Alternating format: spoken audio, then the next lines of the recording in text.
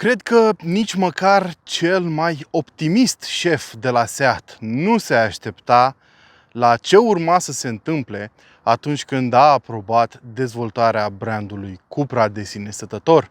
Cupra, poate că unii dintre voi știți, poate nu, a devenit între timp cea mai bine vândută marcă a companiei SEAT, să spunem. Pentru că Cupra, de la început, a fost creat ca un subbrand al lui SEAT. Și dacă vă uitați la ce modele aveau la început Cupra și în ziua de azi, observați că multe dintre ele erau bazate pe modele SEAT. Ei bine, Cupra s-a vândut atât de bine ca brand de sine stătător, încât practic a falimentat SEAT-ul. În momentul de față, SEAT este aproape de faliment, se vorbește foarte mult despre transformarea sa într-un brand de mobilitate cu car sharing și așa mai departe, pentru că nenorocirile astea s-au vândut atât de bine. Nu cred, în momentul de față îmi scapă, poate că există un exemplu de genul ăsta, dar mie nu îmi vine în momentul ăsta. Nu cred că a mai existat un exemplu în industria auto până acum de subbrand care a devenit atât de popular ca brand de sine stătător, încât să falimenteze brandul principal. Asta se întâmplă când faci produse foarte, foarte bune.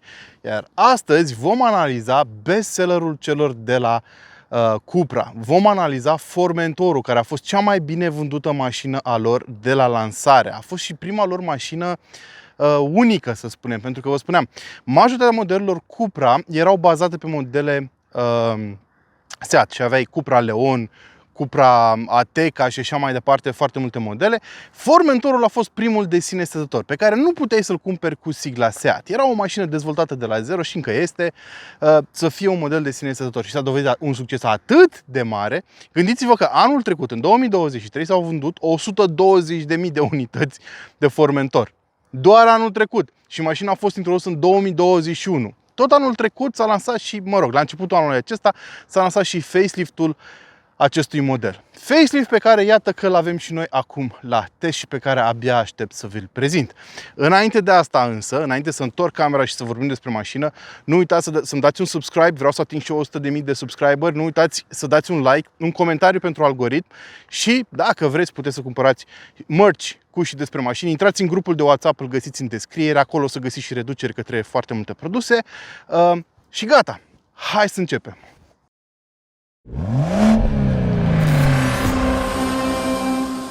Iată-l, Formentorul facelift, mașina care a scris istorie de la lansare. Nimeni nu cred că se aștepta ca mașina asta să devină atât de populară. Și totuși, dacă e să ne gândim, e o alegere logică. Dacă ai configurat vreodată un Formentor, probabil ai observat că are niște prețuri foarte, foarte bune, inclusiv în ziua de azi. Probabil, dacă te uiți la el, observi că este un crossover, n-aș spune neapărat SUV, e un crossover de segment C.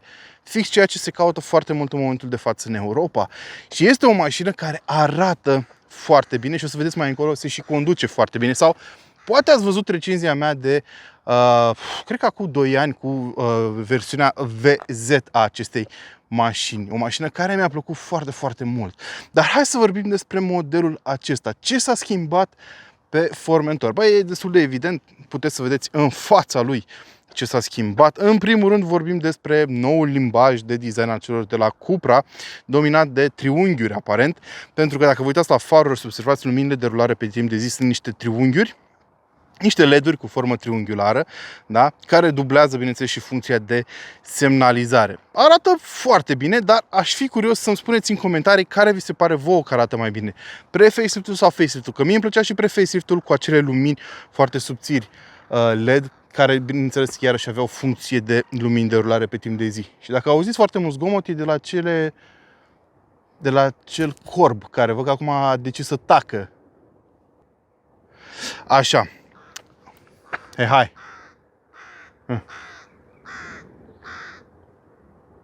E gen, nu spui tu mie să tac.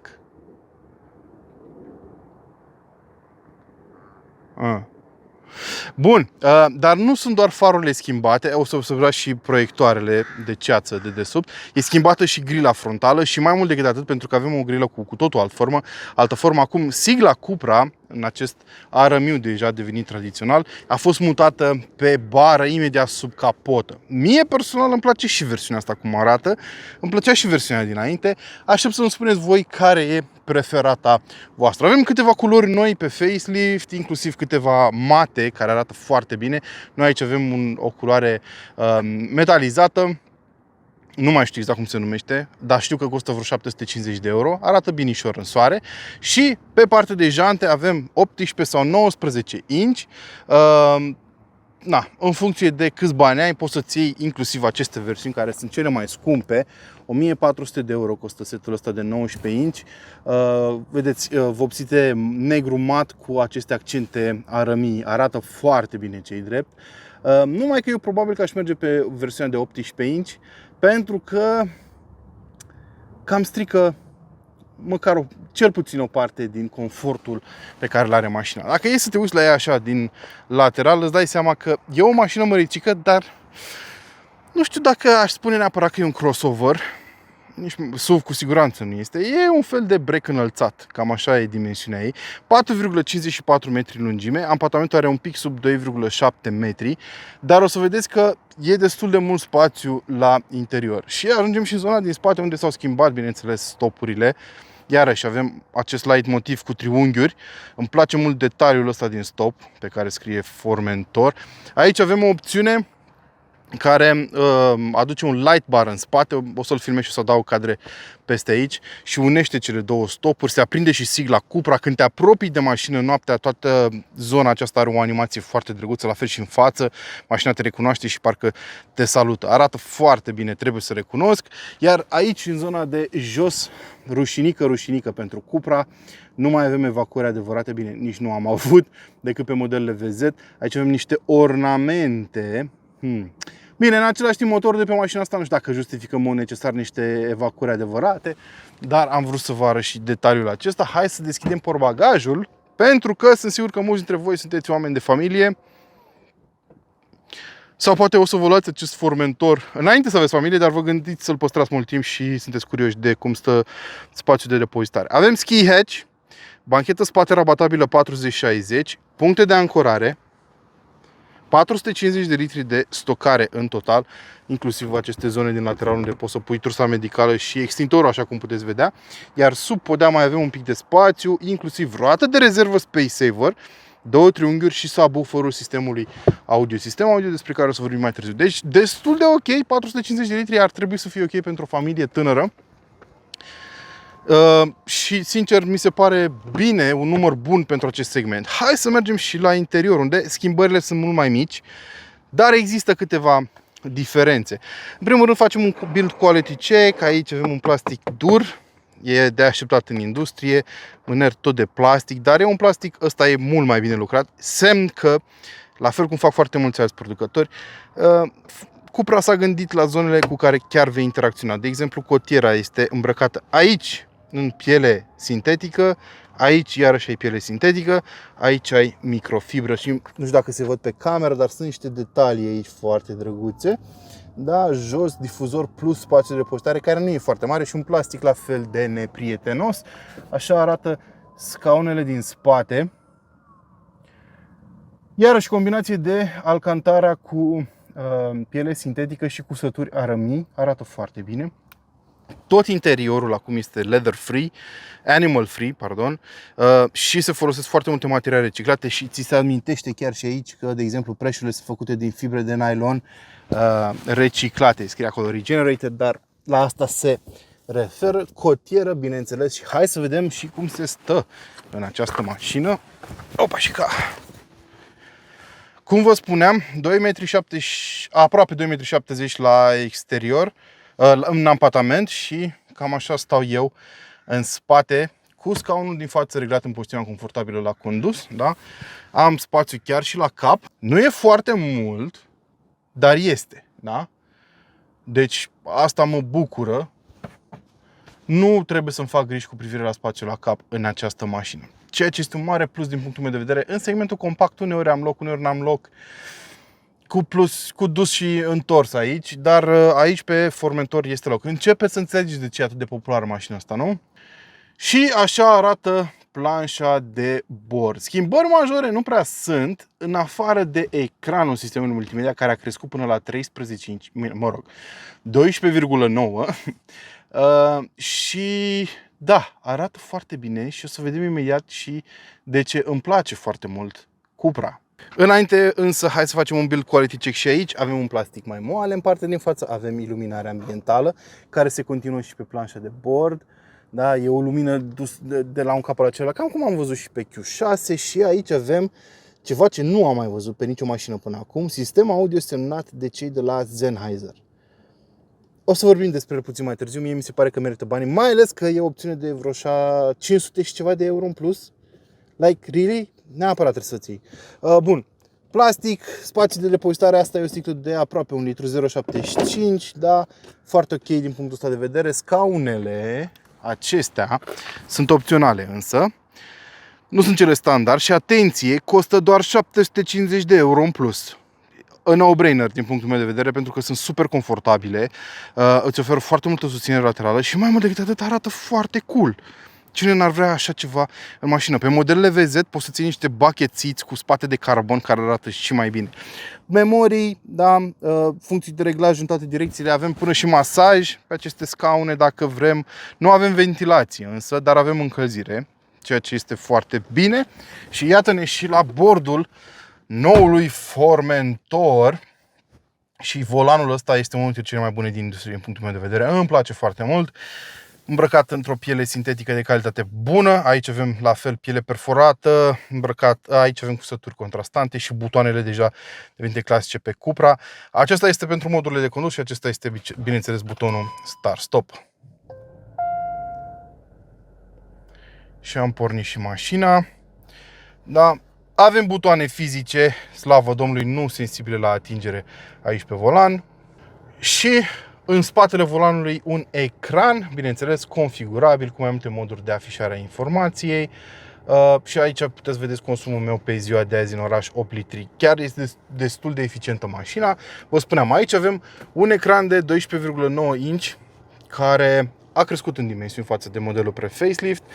Ăsta este butonul Home, practic, și poți să-ți configurezi niște pagini, să vezi informațiile de care ai tu nevoie cu adevărat aici, sau poți să intri aici în secțiunea de aplicații, da, și să-ți alegi aplicațiile de care ai nevoie. Îmi place că au băgat un submeniu aici în partea de jos a ecranului pentru zona de climatizare și poți să pornești și să oprești diferite funcții sau să reglezi temperatura foarte ușor. Da, vedeți că aici avem zone sensibile la atingere, din păcate, pentru temperatura fiecărui pasager, și aici avem un buton pentru volum. Zonă sensibilă la atingere. Avem și moduri de condus pe această mașină, surse multimedia, deci nu s-au schimbat foarte multe în structură.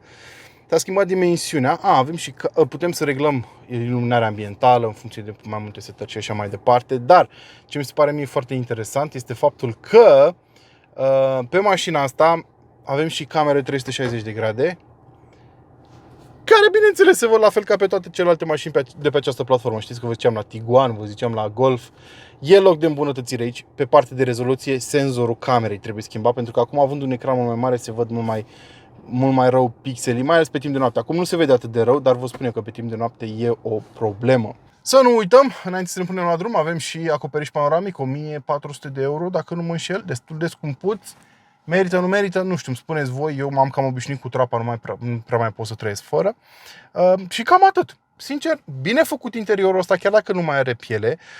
Îmi place că e destul de practic, avem porturi de încărcare USB aici, două, avem plită wireless, destul de spații de depozitare, deci e destul de ok din punctele astea de vedere, dar probabil o să vă intereseze foarte mult ce motorizare ai la dispoziție și cum se conduce mașina asta, nu? Hai să ne punem la drum. Sunt absolut convins că sunteți curioși ce motorizări puteți să vă cumpărați pe noul Cupra Formentor. Până la urmă, v-am zis, 120.000 de oameni au cumpărat mașina asta anul trecut în lume, nu în România, Doamne ferește. Sunt absolut convins că mulți dintre voi ori ați cumpărat una, ori ați fost interesați de una, că altfel nu știu de ce v-ați uitat la acest clip.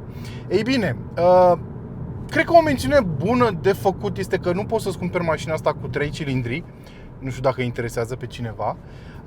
Altă mențiune bună de făcut este faptul că ai motoare pe 1,5 litri ca punct de pornire în 4 cilindri benzină turbo Dar ai o versiune termică pură și o versiune mild hybrid, e-TSI respectiv TSI.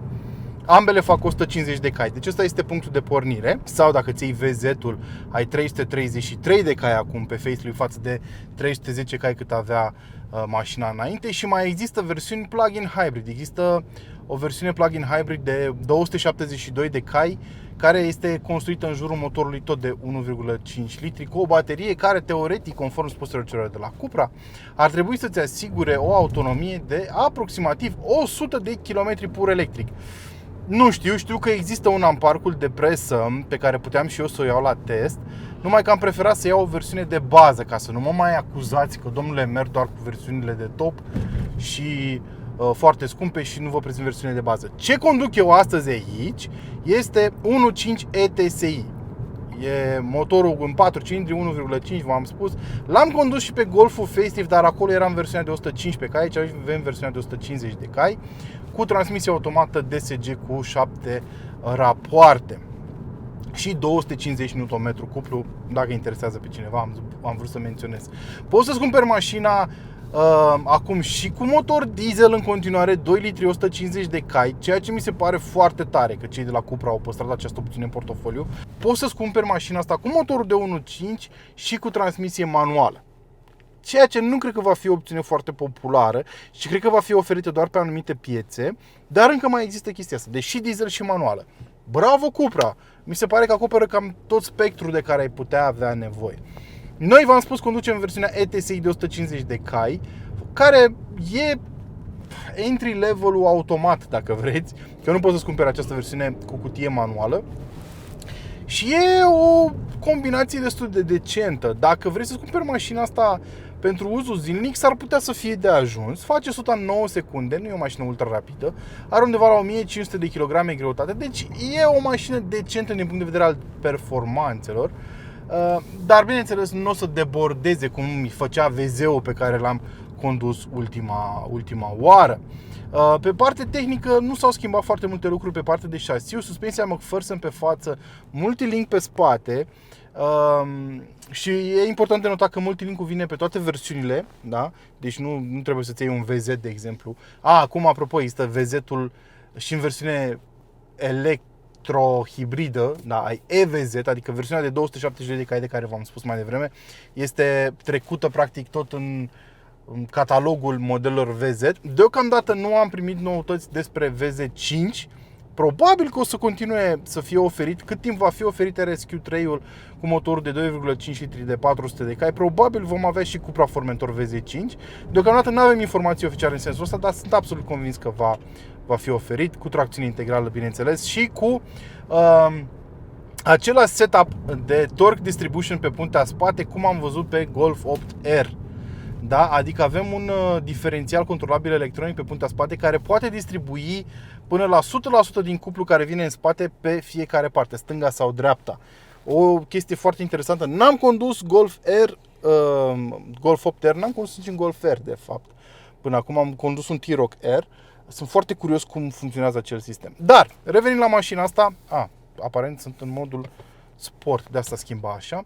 1.5, 150 de cai e de ajuns pentru majoritatea oamenilor, numai că atunci când mergi cu el în afara orașului, la viteze mai mari, trebuie să-ți calculezi un pic mai bine depășirile, pentru că la peste 100 de km pe oră nu va mai trage la fel de puternic, să spunem, cum face la viteze mai joase. Cutia DSG a fost setată un pic mai agresiv, mi se pare mie, și mi se pare foarte interesant faptul că, deși același motor ca cel pe care l-am condus pe Golful Facelift, și vă spuneam că acolo mi se părea extrem de rafinat și foarte bine implementat, pe Cupra, aici pe Formentor, mi se pare un pic mai neprietenos, un pic mai vocal, în primul rând. Mi se pare că l-aud mai mult de sub capotă, mi se pare că simt un pic mai multe vibrații, deși știu în capul meu că ele sunt la fel.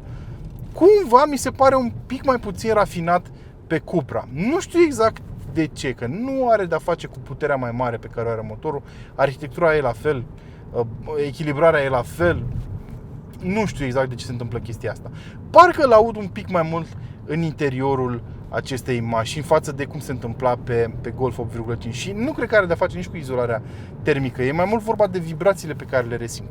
E destul de ciudat. Acest motor Hibrid este, practic, folosește un starter generator pe steroizi, da, care îți dă un mic boost ocazional, folosește o baterie, e un sistem pe 48 de volți, folosește o baterie dedicată pentru a înmagazina energie și la anumite viteze mașina poate să facă coasting folosind resursele din acea baterie și motorul, starter generatorul acela ISG pentru diferite funcții auxiliare, îți permite să păstrezi motorul oprit mai mult la semafor și așa mai departe. Deci este pus acolo ca să ajute mai ales pe parte de consum. Dar bineînțeles nu poate să facă miracole. Până la urmă vorbim de o mașină măricică, destul de grea, nu exagerat, care se bazează pe un motor de 1,5, chiar dacă are 4 cilindri, obsesia românilor. Și atunci, hai să vorbim de ce consum am obținut cu mașina. În oraș în jur de 9, 8,5 spre 9 în funcție de viteză și de trafic. De exemplu, astăzi am o medie de 9,2 cu o viteză medie de 16 km pe oră, dar am folosit mașina la filmări, asta mult cu motorul pornit pe loc. Vineri, când am luat-o, am mers un pic prin trafic foarte greu și am avut iarăși un consum mediu de 9, dar aseară, de exemplu, cât am mers cu ea prin oraș, mi-a arătat un consum mediu de 8, dar în condiții destul de libere de trafic, o medie de peste 20 de km pe oră. Deci, undeva pe acolo cred eu că va fi consumul în oraș. Pe DN am avut un consum de în jur de 6, ceea ce mi se pare cât de cât ok, iar pe autostradă 7,5 spre 8. Mers cu o viteză medie de 130, deci pe alocuri s-a depășit, pe alocuri a fost un pic mai jos, dar media a fost de 130. Acum vreau să-mi spuneți voi în comentarii dacă cum vi se par aceste cifre. Repet, eu când fac testele de consum nu caut să obțin cele mai mici numere, ci doar numere realiste, cu mașina și călcată pe coadă și merse cu eco cu ea și așa mai departe. E un mix foarte interesant de situații în care o pun. Important de menționat este că mașina asta nu are tracțiune integrală, deși poți să-ți cumperi pe anumite versiuni tracțiune integrală, da? Doar tracțiune față, asta mai ajută pe parte de consum și îmi place mult suspensia. Mi se pare că își face treaba foarte bine, dar vă spuneam la exterior, aș lua niște jante un pic mai mici, pentru că pe anumite denivelări devine deranjantă dimensiunea lor. Se simte un pic de zgomot la interior, asta e principala problemă, nu că n-ar fi ele confortabile sau mașina în sine n-ar fi confortabilă, dar doar peste anumite denivelări se aude un zgomot mai interesant în cabină, în rest n-ai niciun fel de problemă. Pe modelul de față avem și suspensie adaptivă, adică atunci când ai mașina în modul sport se întărește suspensia. Mi se pare că se comportă foarte bine și vă spuneam și în review-ul de acum 2 ani, mașina asta chiar are foarte mult potențial pe partea de condus. Bine, atunci conduceam un VZ și VZ-ul ăla chiar mi-a plăcut foarte mult cum se conduce. Dar nici asta nu este rea dacă ți ajustezi așteptările la cei 150 de cai de sub capotă. Răspunsul transmisiei uneori e ezitant și uneori în trafic greu cum e aici, pleacă un pic tare de pe loc și apoi când schimbă îți dă un pic de șut în spate, dar per total în mare se comportă bine. Când o dai în modul sport, să știți că stă acolo sus cu tine, nu are schimburi brutale, dar stă acolo sus cu tine și știe ce să facă dacă o lași în modul S. Am și padele pe volan, pot să o controlez și manual, n-am făcut-o, nu mi se pare că a fost neapărat nevoie și oricum de multe ori pe DSG-uri am observat că ai un pic de lag, când nu-i convine ei ceva, te mai ține un pic într-o treaptă sau răspunde un pic mai greu la inputul tău și pe retrogradare și pe urcare, da? Deci, per total, se comportă bine. Cel mai mult îmi place la acest șasiu modul în care este distribuită greutatea atunci când mergi dinamic cu mașina. Se simte, deși la exterior ai putea spune că e un crossover, în mașină, când conduci, stai foarte jos. Toată sticla din jurul meu mi se pare că e poziționată sus și îți dă foarte multă încredere atunci când o conduci, da? Te simți de parcă ești într-o mașină mult mai sportivă decât una cu 150 de cai. Și pe viraje își controlează greutatea foarte bine. Tranziția de pe o punte pe alta și stânga-dreapta se face foarte liniar.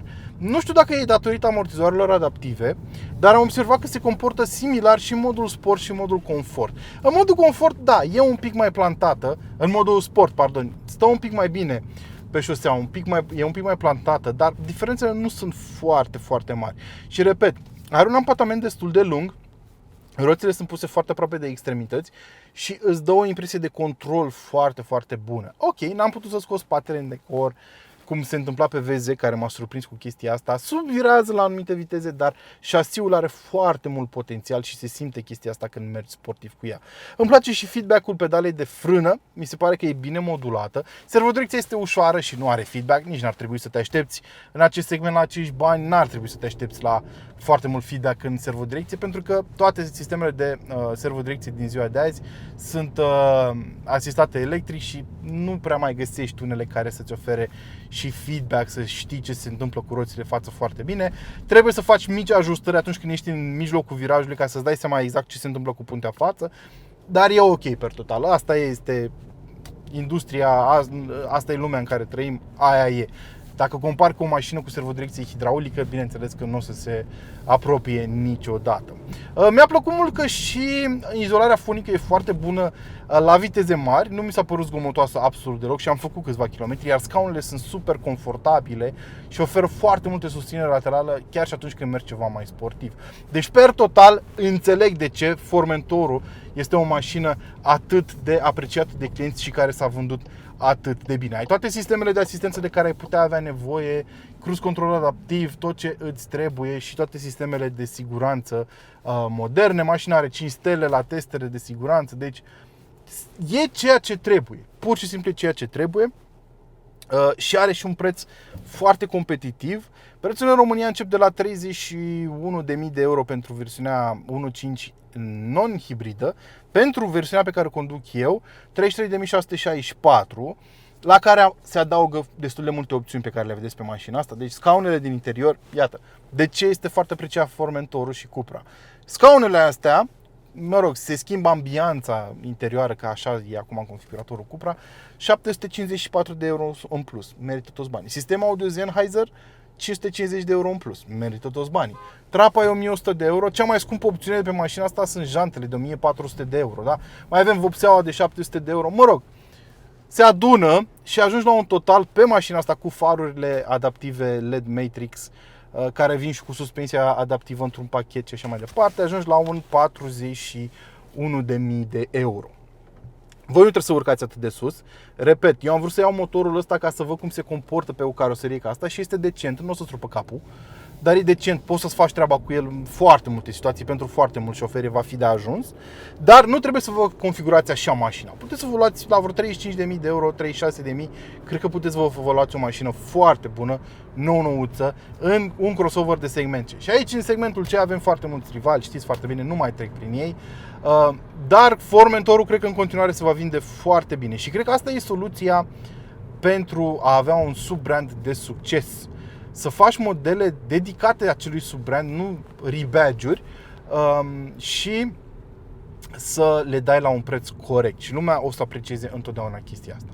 Dacă am dreptate sau nu, îmi spuneți voi în comentarii. Cam asta a fost review-ul meu cu noul Cupra Formentor. Sper că v-a plăcut. Sigur mai aveți întrebări, n-am acoperit toate subiectele. Mi le lăsați în comentariile de mai jos și mai discutăm acolo. Până data viitoare, nu uitați să vă hrăniți pasiunile. Ciao!